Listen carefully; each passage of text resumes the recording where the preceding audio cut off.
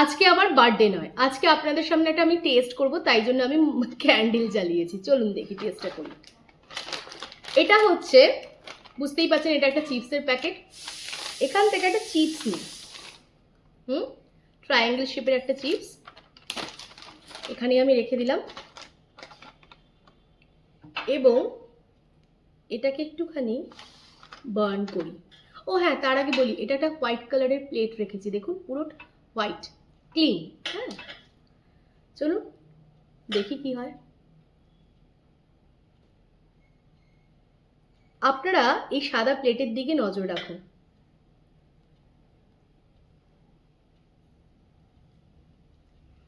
আপনারা শুধু কাউন্ট করুন কতগুলো তেলের ড্রপ পড়ছে।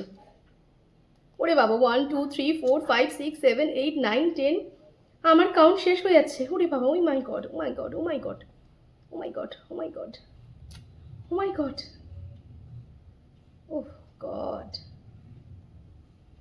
আর ধরতে পারছি না, এবার রেখে দিই জলের মধ্যে।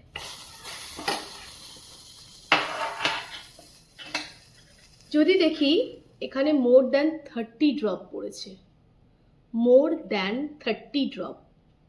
ঠিক আছে, চলুন এবার এটাকে নিয়ে কথা বলি। তাহলে ভেবে দেখুন যে একটা সিঙ্গেল চিপসের মধ্যে কতগুলো তেল রয়েছে, আর এদিকে প্যাকেটের পর প্যাকেট শেষ হয়ে যাচ্ছে।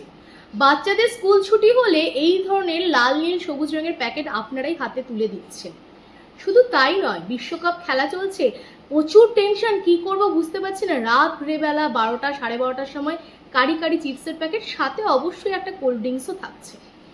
তাহলে এই যে বাজে ফ্যাট, যেটা কোথায় গিয়ে জমছে, সেটা আমাদের ধমনীতে গিয়ে জমছে কোলেস্টেরল রূপে, এবং আমাদের যে স্বাভাবিক রক্ত চলাচল থাকে ধমনীর ভেতরে, সেটাকে বাধা দেয়, যার ফলে পরবর্তীকালে কোলেস্টেরল জমতে জমতে আর্টারি সরু হয়ে গিয়ে আমাদের হৃদরোগ হতে পারে, এমনকি হার্ট অ্যাটাক পর্যন্তও হতে পারে, যে কোনো বয়সেই হতে পারে।